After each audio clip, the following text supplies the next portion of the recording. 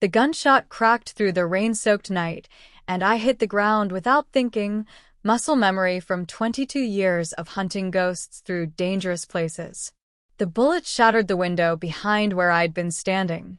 Glass rained down on my back as I rolled, came up in a crouch, hand reaching for the weapon I always carried. But the shooter was already gone.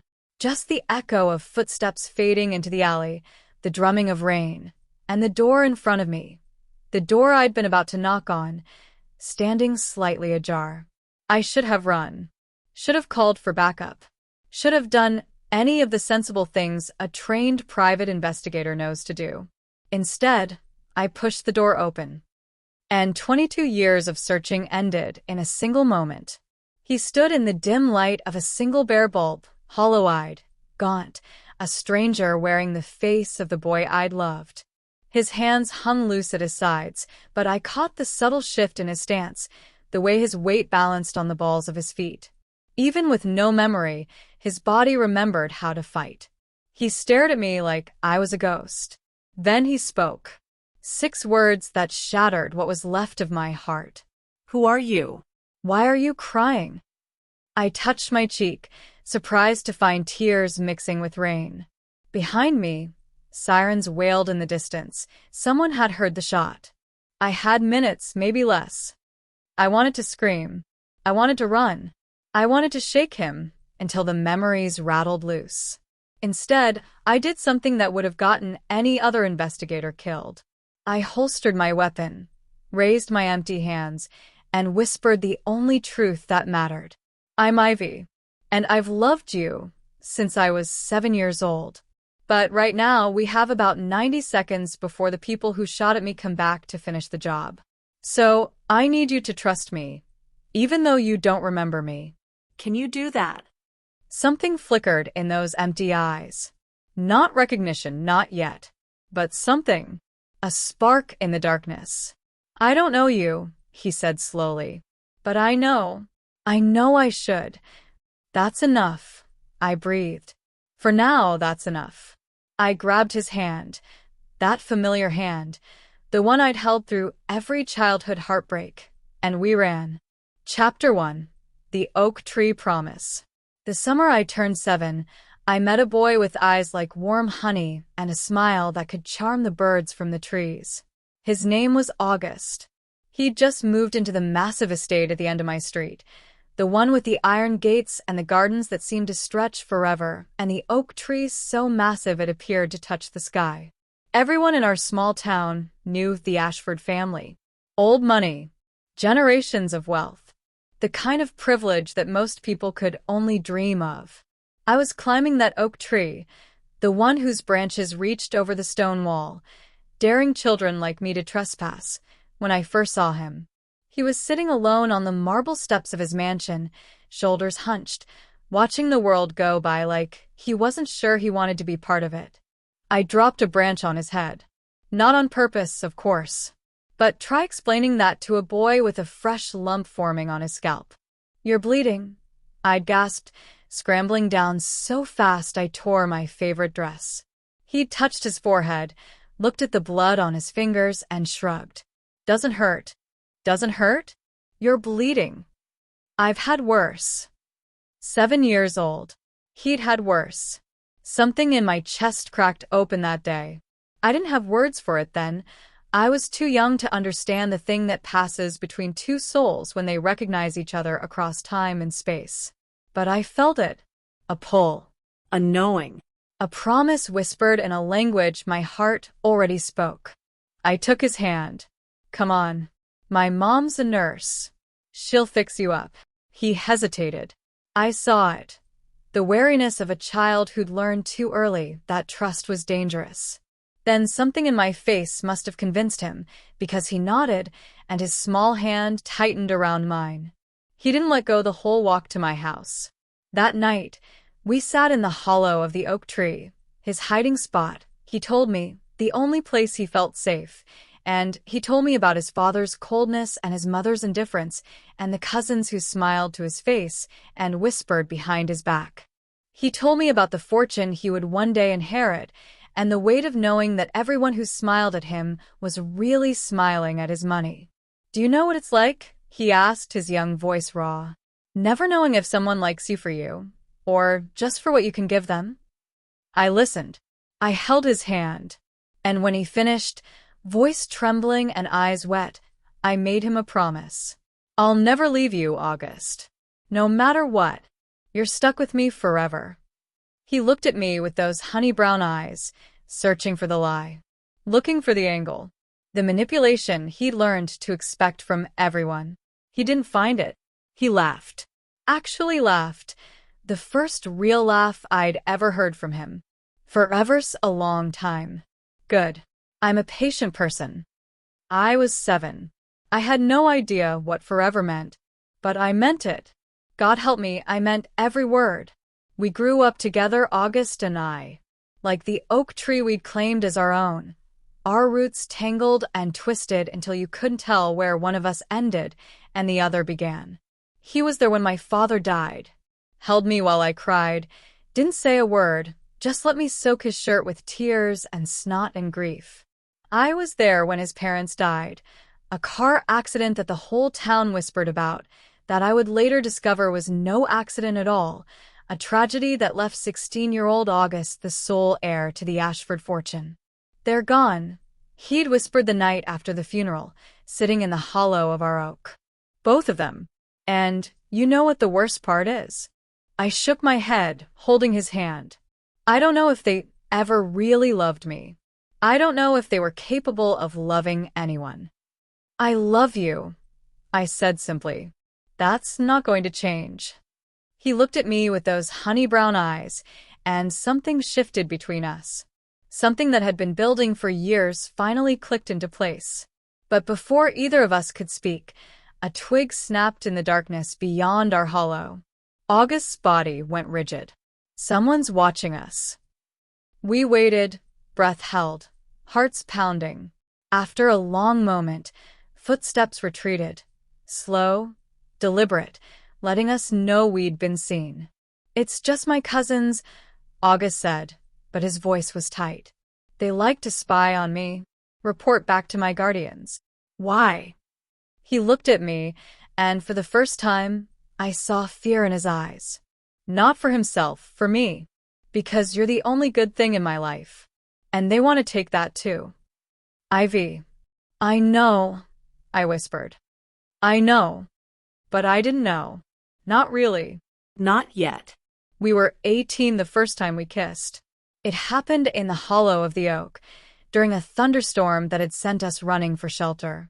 The rain came down in sheets, soaking us through, and we huddled together in that tiny space, shivering and laughing and pretending we weren't terrified of the lightning cracking the sky open.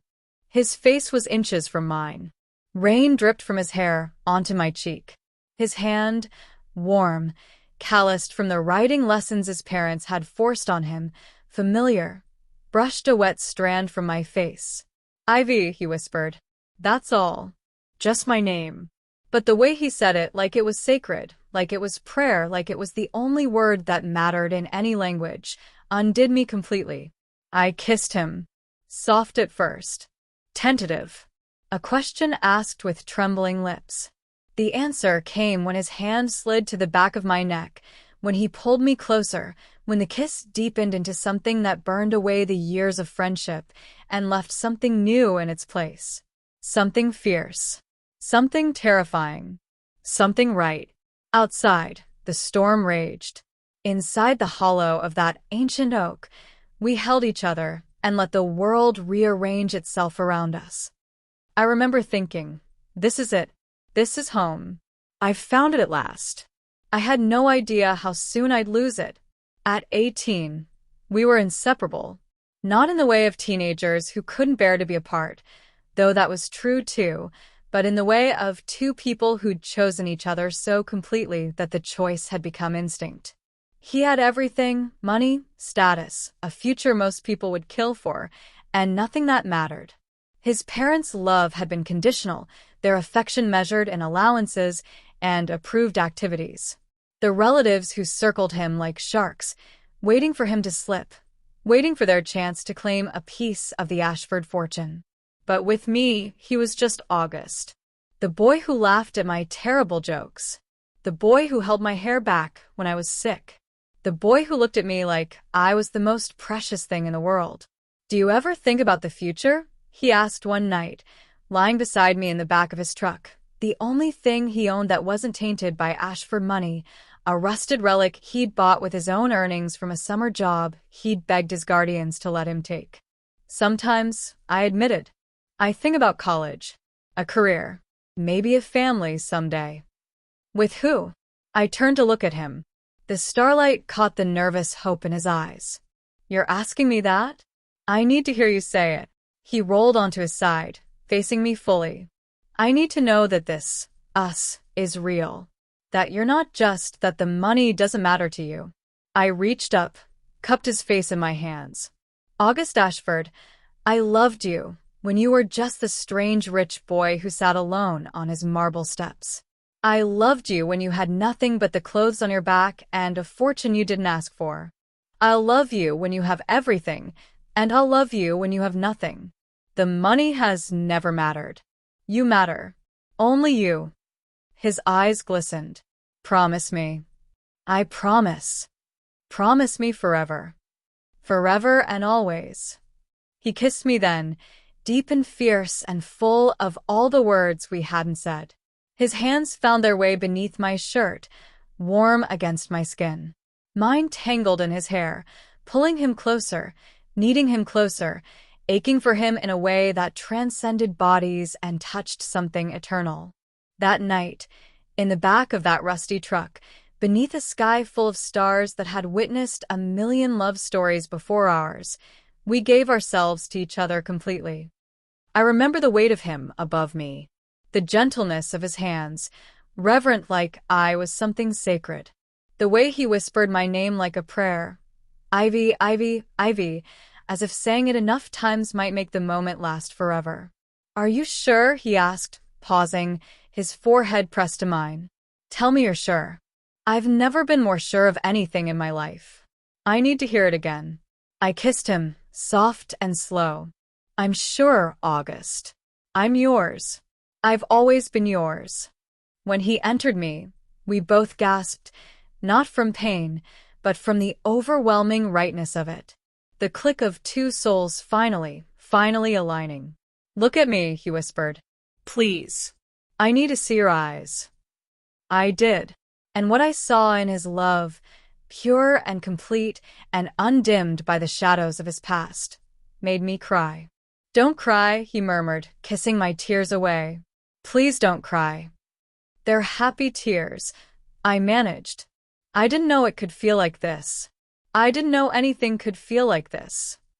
He moved inside me, slow and deep, and I wrapped myself around him, held him close, let him love me and love me and love me until the world dissolved into sensation. And in that moment, suspended in pleasure and love and the safety of his arms, I didn't see the headlights that had appeared on the road nearby. Didn't see the car that parked at a distance, watching. Didn't know that Damien's spy had followed us, had photographed everything, had already begun building the case that would be used to destroy us. When it was over, when we lay tangled together in the humid summer dark, he pressed his lips to my forehead and made me a promise. "I'm going to marry you someday, Ivy. Just wait. I'm going to give you everything. Not the Ashford money. That's poison, and I want no part of it. But everything that matters. Everything that's real. Everything that's ours." I believed him. I believed him with my whole heart. I didn't know that in 3 days he'd be gone. Chapter 2. The Vanishing. 3 days. That's how long I had before everything fell apart. He left on a Tuesday. A business trip, his guardian said. Something to do with the Ashford estate, with lawyers and accountants and the endless paperwork of vast wealth. "I'll call every day," he promised at the door of the estate, holding me close. "All right. I'll send you ridiculous letters full of bad poetry." "Your poetry is terrible." I laughed, crying. "I know. That's why you'll love it." He kissed me goodbye. long and deep and full of promise. I love you, Ivy. I love you too, August. Come back to me. Always. The car pulled away. I watched until it disappeared over the horizon. And then I waited. A week passed. No call. No letter. 2 weeks. Nothing. I called the estate. His guardians, his mother's brother and his wife, the ones who'd taken control of the Ashford fortune until August turned 25, told me he'd decided to extend his trip. He needed space, they said. Time to think about his future. I called the lawyers. They'd never heard of any extended trip. I called hospitals, Jails. Morgues. The police told me wealthy young men disappeared all the time. It was usually a choice, they said, not a crime. My parents told me to let go. My friends told me he'd run from the pressure, from the expectations, from a girl who wasn't good enough for his world. The town whispered that the rich boy had finally realized he could do better than a nurse's daughter with no money and no connections. But I knew August. And more than that, I remembered the snapped twig in the darkness, the watching eyes, the fear in his voice when he said his cousins wanted to take away the only good thing in his life. So I didn't cry. I didn't grieve. I got angry. And I started digging. 22 years. 22 years I looked. I won't bore you with the details of those years. The dead ends. The false leads. The nights I spent crying into my pillow, convinced he was dead, convinced I'd imagined the whole thing, convinced I was losing my mind. But I never stopped looking. I went to college, got my degree, built a career as a private investigator, a skill I'd developed specifically to find him. I dated a little, never seriously, because no one could compare to a ghost. I made friends, lost friends, grew up, grew older. And all the while I searched. The first 5 years were amateur hour. I was learning, making mistakes, burning bridges. The next 5, I got good. The 10 after that, I became dangerous. I learned to hack into records I had no business accessing. I made contacts in places most people didn't know existed. I cultivated sources in law enforcement, in financial institutions, in the shadowy world where information is bought and sold like currency. I followed every lead, no matter how small, no matter how unlikely. I learned to fight, to shoot, to defend myself in alleys and parking garages when my questions made people uncomfortable. I got jumped twice, stabbed once, shot at more times than I could count. I never stopped. I discovered things about the Ashford family that made my blood run cold. August's guardians, his Uncle Marcus and Aunt Vivian, had been embezzling from the estate for years. They'd been slowly bleeding it dry, siphoning funds into offshore accounts, preparing for the day when August would turn 25 and gain control of everything. And then there was the cousin, Damien. August's older cousin, the one who'd always smiled to his face and whispered behind his back. The one who'd been passed over for inheritance because August's father had favored his own son over his nephew. Damien, who'd been seen with August the day he disappeared. Damien, who'd suddenly become very wealthy shortly after. Damien, who now lived in a mansion on the other side of the country, surrounded by luxury he couldn't possibly have afforded on his own. I had my suspects. I had my motive. What I didn't have was proof. Not yet. But I was getting closer. And Damien knew it. That's why there was a shooter waiting for me tonight. That's why I'd been running through rain-slick streets with a man who didn't remember his own name. That's why, when the sirens faded and we finally stopped running, crouched in a doorway in a part of the city where people knew not to ask questions, I looked at August and saw something I hadn't seen in 22 years. Recognition. It took me 18 years to build a case against Damien Ashford. 18 years of digging, of following money trails, of finding witnesses who'd been paid to forget. 18 years of watching him live the life that should have been August's, surrounded by wealth and comfort and freedom, while the boy I loved had vanished without a trace. And then on a Tuesday afternoon in November, I found him. Not Damien, though I'd found him too, and was building a case that would eventually send him to prison for the rest of his life. I found August. The address led me to a rundown building on the edge of the city. The kind of place where hope goes to die. Cracked windows, peeling paint, a door that hung crooked on its hinges. I'd done my reconnaissance. I knew the building had been purchased 5 years ago through a shell company that traced back to Damien. I knew there were security cameras I'd had to disable. I knew there were guards I'd had to evade. What I didn't know was that Damien had anticipated me. That the shooter in the rain wasn't just a warning, it was the opening move in a game I didn't know we were playing. I stood outside for an hour, heart pounding, hands shaking, trying to remember how to breathe. Then the bullet shattered the window, and I stopped thinking and started surviving.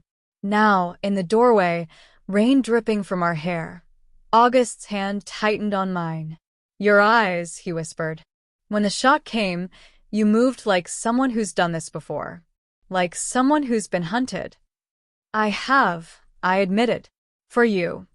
He stared at me, and I watched him fighting against the blankness in his mind, against the walls that trauma had built, against 22 years of darkness. "I dreamed of eyes like yours," he said slowly. "In the darkness. When they... He stopped, his face contorting. "When they did things to me, I would close my eyes and see yours. And I would hold on. I would survive." I couldn't speak. Couldn't breathe. Couldn't do anything but stare at the man I'd loved my whole life and watch as the walls began to crack. "August," I breathed. "That name." He clutched his head. "Every time you say it, something hurts. But in a good way. Like a muscle waking up after years of disuse. Your name is August. You're August Ashford. You're 22 years lost, and I've been searching for you my whole life." He looked at me, and for one heart-stopping moment I saw him. Not the hollow shell. Not the blank-eyed stranger. Him. Then the moment passed, and he was just a lost man in a doorway, shivering in the rain. "Tell me," he said. "Tell me everything." So I did. I told him about the oak tree and the first kiss and the promises in the back of a rusty truck. I told him about the years of searching, the dead ends, the danger. I told him about Damien and the fortune and the conspiracy that had stolen his life. And when I finished, he was quiet for a long moment. Then, "I want to remember. I need to remember. Help me." "I will," I promised. "But first, we need to survive the night. Damien knows I found you. He'll send more than one shooter next time." "Then we fight," August said simply. And in his voice, I heard an echo of the boy who'd faced down bullies and cold relatives and a world that wanted him to break. "What do we do?" I smiled. The first real smile in years. "We make a plan. We gather evidence. We take him down together." "Together," he repeated. And when he said it, something shifted in the air between us. Something that felt like hope. Chapter 3. The Remembering. The days that followed were the hardest of my life. August remembered nothing. Not his childhood. Not the Ashford fortune. Not the cousins who'd stolen everything from him. Not the oak tree. Not the promises we'd made. His mind was a blank slate, wiped clean by trauma so severe that his brain had simply erased itself to survive. But he was learning. Fast. The first night, hiding in a safe house I kept for emergencies, he watched me clean my gun with clinical interest. "Show me how to use that," he said. Not a question, a statement. I hesitated. "August, you've been through." "I know what I've been through." His voice was flat. "I don't remember it, but my body does. I wake up screaming. I flinch at loud noises. I can't stand being touched from behind. Whatever they did to me, it left marks I can feel even if I can't see them." He met my eyes. "I'm not going to be a victim anymore. Show me how to fight." So I did. And God help me, he was good. Muscle memory, the doctors said. His body remembered what his mind couldn't. Within a week, He could strip and reassemble a pistol blindfolded. Within 2, he'd pin me twice in hand-to-hand training, and I'd been training for years. "You are always quick," I murmured one night, after he'd disarmed me for the 3rd time. "Even as a kid, you could climb that oak tree faster than anyone." He went still. "Oak tree. The one in your backyard, where we used to meet." His eyes went distant. "I dreamed of that tree. In the darkness. I dreamed of climbing it, reaching for the sky, reaching for—" He looked at me. "Reaching for you," I cried. He held me.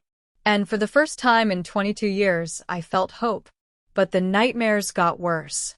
He'd wake screaming, drenched in sweat, eyes wild with terror. He couldn't tell me what he dreamed. The images slipped away like water through fingers, but whatever it was bad. Really bad.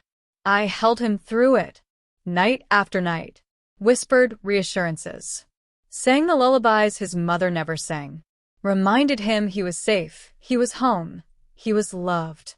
And slowly, painfully, the memories started coming back.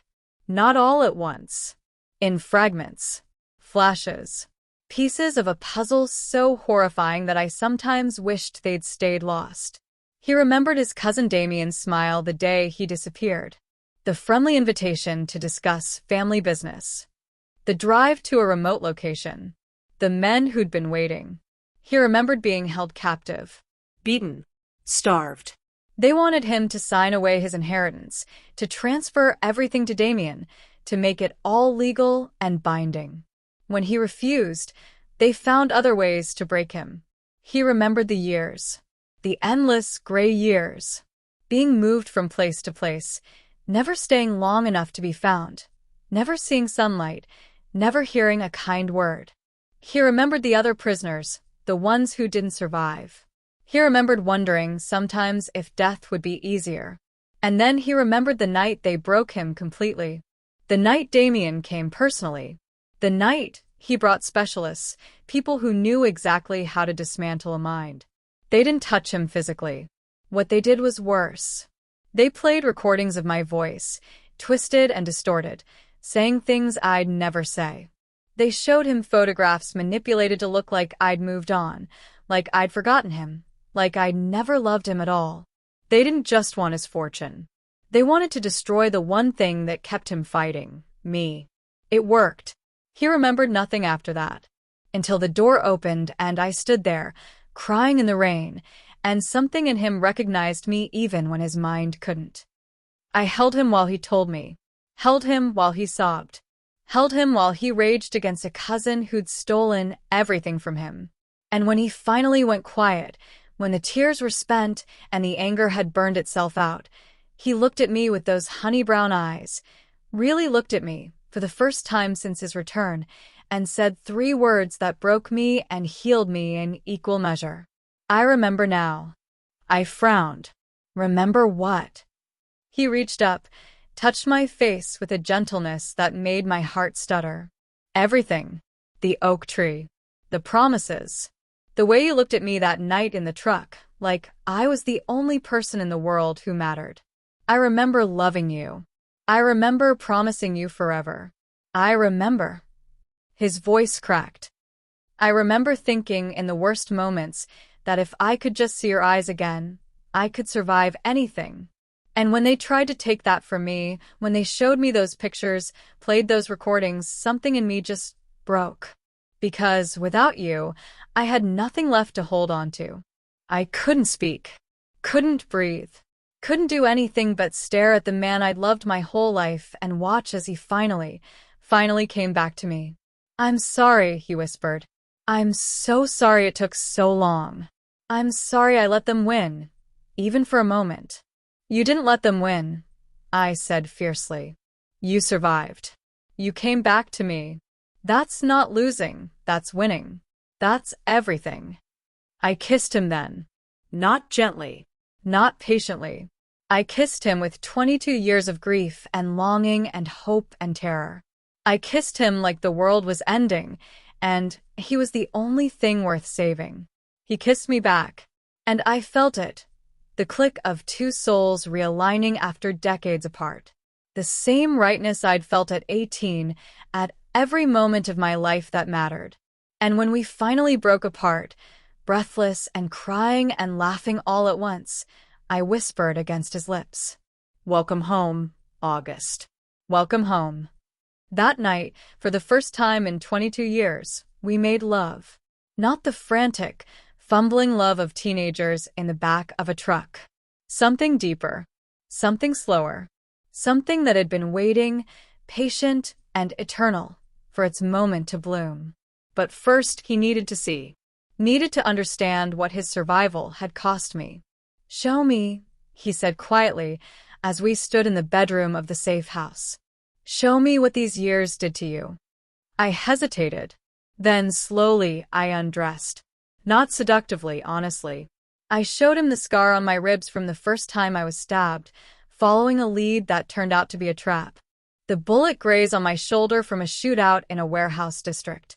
The faint line on my palm from breaking a window to escape a burning building. He traced each one with reverent fingers, his eyes bright with tears.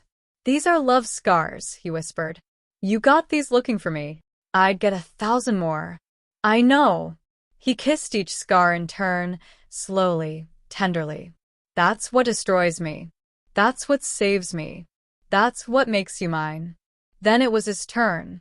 He showed me the marks I couldn't see, the ones beneath his skin. The years of captivity etched into his bones, his reflexes, his nightmares. "Are you sure?" he asked, pausing, his forehead pressed to mine. "I'm not the boy you lost. I'm someone else now. Someone broken." "You're not broken," I said fiercely. "You're battle-scarred. Like me. We match." He laughed, a broken, beautiful sound. He undressed me like I was sacred. Like each inch of skin revealed was a gift he hadn't earned, but would spend the rest of his life trying to deserve. His hands trembled against my body, not from uncertainty, but from the overwhelming weight of finally. "Ivy," he breathed against my throat. "Ivy, Ivy, Ivy." The same prayer. 22 years later, the same prayer. "I'm here," I whispered. "I'm right here. I'm not going anywhere." "I was so afraid," he admitted, his voice breaking. "In the darkness, I was so afraid I'd never see you again. That I'd die without ever touching you one more time. You're touching me now." I guided his hand to my heart, let him feel its rhythm. "Feel that? That's yours. It's always been yours. It will always be yours." He kissed me then, deep, claiming, full of promise. We fell together onto the bed, tangled in sheets and moonlight and the scent of rain through the open window. His hands mapped my body like he was learning it for the first time. Tracing curves, finding sensitive places, drawing gasps and moans that seemed to surprise us both. I did the same to him. Learned the scars that marked his skin, kissed each one, whispered love into wounds that had waited too long for healing. When he finally entered me, we both cried out, not just from pleasure, but from the sheer magnitude of the moment. 22 years of separation, of searching, of surviving, culminating in this. In us. In the undeniable truth that love, real love, cannot be killed. "Tell me what you need," he murmured against my skin. "Tell me, and I'll give it to you. Anything. Everything." "I need you," I breathed. "Just you. Nothing else." "Look at me," he whispered, his voice thick with emotion. "Please." "I need to see your eyes." I did. And what I saw in his love, pure and complete and undimmed by years or trauma or distance, undid me completely. "This is forever," I gasped, clutching him closer. "This is always. This is the thing they couldn't take." "Never," he agreed, his rhythm steady, perfect, devastating. "They tried. They failed. We're still here." "I love you," he said, each word a vow. "I love you, Ivy. I've loved you my whole life. I'll love you until the stars burn out." "I love you too," I gasped, clutching him closer. I never stopped. Not for one single second. We moved together in the darkness, slow and deep and perfect. He whispered my name like a prayer. I answered with his. And when we finally reached the peak together, clinging to each other as the world dissolved into sensation, I understood something I'd always known but never fully felt. This was forever. This was always. This was the thing that neither time nor trauma could touch. Afterward, we lay tangled together, listening to the rain and each other's heartbeats. I didn't think I'd ever feel this again, he said quietly. I didn't think I'd feel anything again. I pressed closer, wrapped myself around him like a second skin. You will. From now on, you'll feel everything. I promise. I love you, Ivy. I never stopped. Not for one single second. I kissed his chest, right over his heart. I know. I could feel it. Even when you were gone, I could feel it. How? Because it never stopped being true. Love like ours doesn't die, August. It just waits. He held me tighter, and in the safety of his arms, surrounded by the warmth of his body and the steady beat of his heart, I finally slept without dreaming for the first time in 22 years. Chapter 4. The Truth About Damien. The next morning, I told him everything. About the investigation I'd built over 18 years. About the evidence I'd gathered against Damien. About the offshore accounts and the forged documents and the witnesses who were finally willing to testify. I also told him about the shooter. About the security I'd had to disable. About the very real possibility that Damien knew where we were and was coming for us.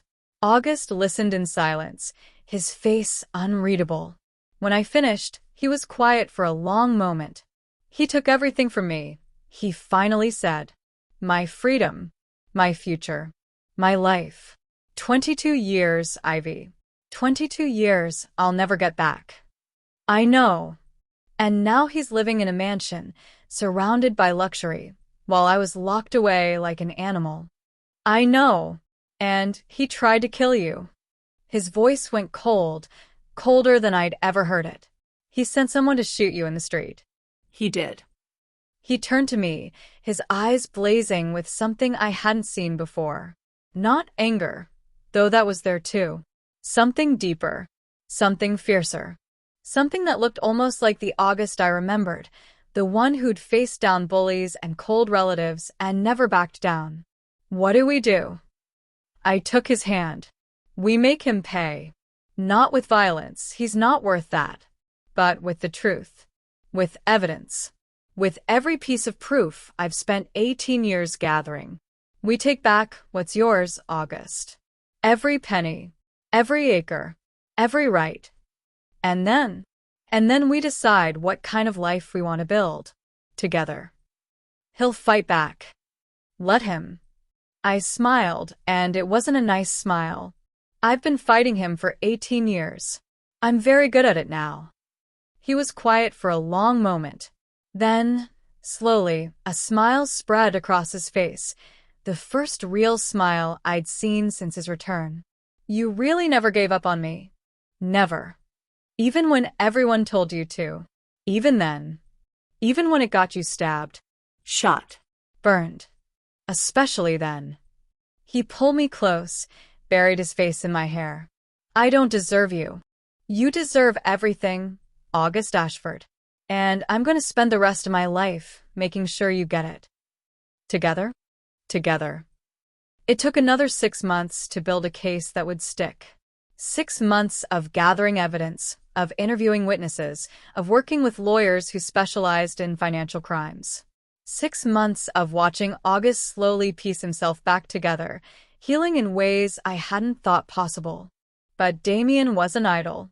The first attempt came 2 weeks after I found August. A car, accelerating toward us as we crossed a street. I saw it coming, shoved August out of the way, rolled across the hood, and came up shooting.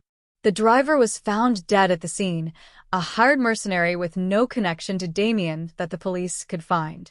The second attempt was more sophisticated. A bomb planted in the safe house. We survived because August woke from a nightmare at 3 a.m. and dragged me outside just before the explosion. We watched our home burn from the street, holding hands, and I felt something in me harden into steel. "He's scared," I said quietly. "That's why he's getting desperate." "Good," August replied. "Let him be scared.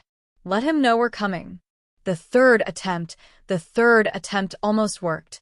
They took me while August was at a meeting with lawyers. A van, a bag over my head, the familiar feel of zip ties around my wrists. I'd been in this position before, twice, actually.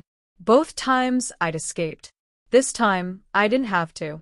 I'd been captive for maybe 4 hours when the door of the warehouse burst open, and August came through it like a force of nature. He moved with a precision that spoke of training I hadn't given him, training his body remembered from before, from the years of captivity when he'd studied his captors, learned their weaknesses, waited for a chance that never came. He took down 3 men in under a minute. When he reached me, his hands were shaking as he cut the zip ties. "Don't ever do that again," he said, his voice rough. I didn't exactly volunteer. "I know. I can't lose you again, Ivy. I can't." I cupped his face in my hands, felt the stubble on his jaw, the warmth of his skin. "You won't. We're going to end this. Together." He kissed me then, fierce, desperate, full of promise. And when we broke apart, I saw something in his eyes I hadn't seen since before he disappeared. Fire. Chapter 5. The Reckoning. The day of the confrontation, we stood outside Damien's mansion, the mansion built with August's stolen inheritance, and waited for the police to finish their work inside. But we weren't just waiting. We were ready. Armed. Prepared for anything. Because we knew Damien wouldn't go quietly. August's hand found mine. Squeezed tight. "I'm scared," he admitted quietly. "Of what?" "Of him. Of what I might feel when I see him. Of what I might want to do." I turned to face him, cupped his cheek in my hand. "Whatever you feel, whatever you want to do, it's valid. You're allowed to be angry. You're allowed to hate him. You're allowed to want revenge. But don't let him take anything else from you. Don't let him turn you into someone you're not." He nodded slowly. "You're right. You're always right." "Not always. Just most of the time." He laughed, a real laugh, from his belly, and for a moment, he looked exactly like the boy I'd fallen in love with all those years ago. Then the mansion doors burst open, and everything changed. Damien came out fighting. He'd known we were coming, of course he had, and he'd prepared. 2 men with guns flanked him, and behind them, I could see more shadows moving. August moved, without thinking. He shoved me behind him, his body a shield between me and the guns. The same instinct I'd shown 100 times, protecting him, now turned back on me. "Damien," he called out, his voice steady. "It's over." "It's never over," Damien spat. He looked older than his years, haggard, desperate. "You should have stayed dead. You should have rotted in that hole until you forgot your own name." "I almost did." August's voice was calm, too calm. "But she never forgot. She never stopped looking. That's the difference between us, Damien. She loved me. No one has ever loved you." Damien's face contorted. "Shoot them," he ordered his men. "Shoot them both." The men raised their weapons. And August moved. I'd trained him, yes. But this was something else. This was the muscle memory of survival, of years spent watching, waiting, learning. He took down the first man with a strike to the throat, disarmed the second before he could fire, and had Damien on the ground with a knee in his back before I could draw my own weapon. It took less than 10 seconds. Police swarmed past us, securing the remaining guards. Damien screamed curses into the dirt. And August stood over him, breathing hard, his eyes blazing. "Don't," I said softly, moving to his side. "He's not worth it." "I know." August's voice shook. "I know. But God, I want to. I know. But look at me." He did. And in my eyes, he saw what he needed to see: love, not revenge. Future, not past. Us, not him. Slowly, he stepped back. Let the police take Damien away. When they passed us, Damien twisted in their grip, his eyes wild. You're dead, he hissed at August. You hear me? You're dead. I'll find a way. No, you won't. I stepped forward, my voice cold. I've spent 18 years building a case against you, Damien. Every move you've made, every account you've hidden, every person you've paid off. I have it all. You're going away for the rest of your life. And while you rot in prison, August and I are going to live. Really live. The life you tried to steal from us. Damien was led away, his face a mask of shock and defeat. August watched until the police car disappeared from view. Then he turned to me, and I saw tears in his eyes. You were magnificent, I whispered. We were magnificent. He pulled me close, buried his face in my hair. I couldn't have done any of this without you. I meant what I said, he whispered. The money doesn't matter. None of it matters. You're the only thing I ever wanted. The only thing I ever needed. I kissed him then, right there on the steps of the mansion that should have been his, in front of police and reporters and a world that was finally learning the truth. Then let's go home, I said. We didn't keep the mansion. August was right, it was never really his, not in any way that mattered. He sold it, along with everything else Damien hadn't already drained, and donated the proceeds to organizations that helped families of kidnapping victims. The trial lasted 8 months. Damien was convicted on 17 counts, including kidnapping, fraud, embezzlement, and attempted murder. He'll die in prison. We testified together, side by side, his hand in mine. When it was over, we walked out of the courthouse into sunlight so bright it hurt our eyes, and August stopped dead on the steps. What is it? I asked. He looked at me, and his eyes were wet. It's over. It's really over. It's over. What do we do now? I smiled. Whatever we want. We bought a small house near the ocean. Nothing fancy.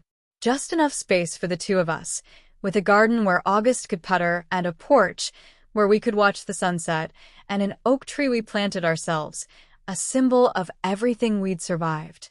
The night we moved in, we made love in every room. I want to fill this house with memories, he murmured against my skin, pressing me against the wall of our new bedroom. Good memories. Happy memories. Memories that will drown out all the darkness. Then start making them, I whispered back, wrapping my legs around his waist. He carried me to the bed, laid me down like I was something precious. The moonlight streamed through the window, painting silver patterns on his skin. I spent 22 years in darkness, he said, kissing his way down my body. I forgot everything, my name, my past, my own face. But I never forgot this. He looked up at me, his eyes blazing with love. I never forgot how it felt to love you, to be loved by you. That was the one thing they couldn't take. And they never will. Never. I love this house, he said, kissing his way down my body. I love the garden. I love the oak tree. But most of all, he looked up at me, his eyes blazing with love. Most of all, I love that you're in it, that you're here, that you're mine. I've always been yours. I know, and I'm going to spend the rest of my life making sure you never regret it. He loved me slowly that night, reverently, thoroughly.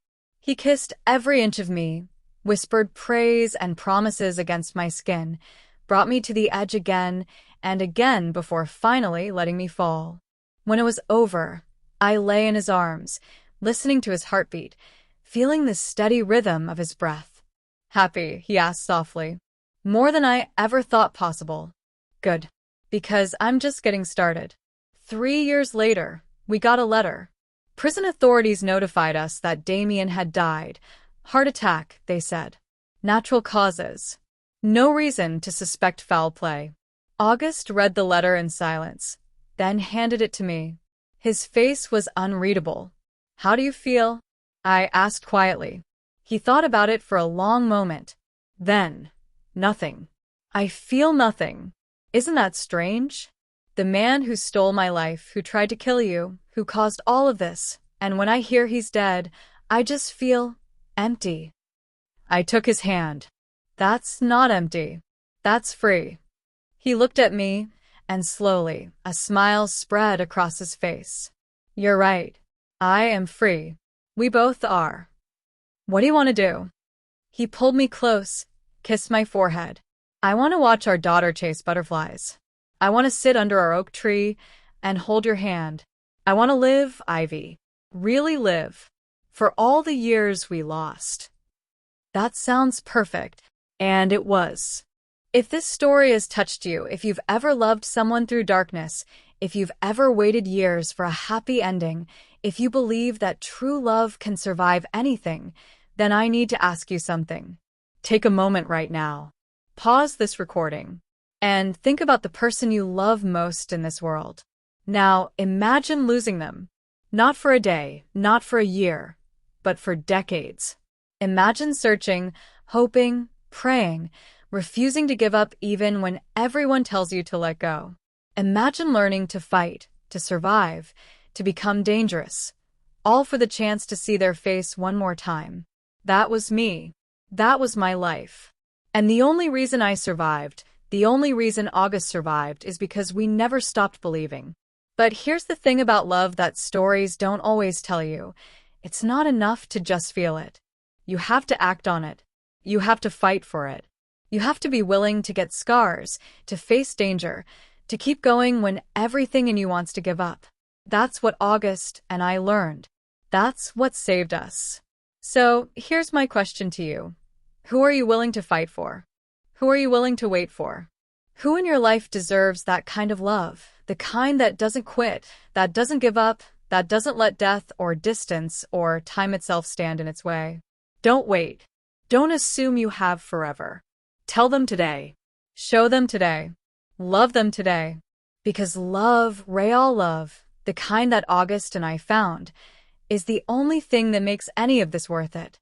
And it's the only thing that can survive absolutely anything. Epilogue, forever. 5 years later, we sat beneath an oak tree. Not the original, that one still stood on the grounds of the old Ashford estate, now a public park where children played and couples walked hand in hand. This one was ours, planted by our own hands in the yard of the house we'd built together, the house where our daughter now played in the dappled sunlight. She was 7 years old, the same age I'd been when I met August. Sometimes I watched her and marveled at the circle of it all. How loss and love and time had brought us here, to this moment, to her. August watched her run through the grass, a smile on his face that never failed to make my heart stutter. She has your eyes, he said quietly. She has your stubbornness. He laughed, that real laugh, from his belly, the one I'd first heard when we were children. She gets that from both of us. I leaned against him, felt his arm wrap around my shoulders, breathed in the scent of him, sun and salt and home. Do you ever think about her? I asked. The girl I was? The one who climbed that tree and dropped a branch on your head? Every day. He kissed my hair. She's still in there. The fiercest person I've ever known. And the boy on the steps? The one who didn't know if anyone could love him for himself. He's still here too. But now. He paused, searching for words. Now he knows. He knows he was always worthy of love. He just had to survive long enough to find it. Do you ever think about it? I asked. The past? The years we lost. He was quiet for a moment. Then, sometimes. But not the way I used to. Now, when I think about it, it feels like a story that happened to someone else. Someone I used to know. And who are you now?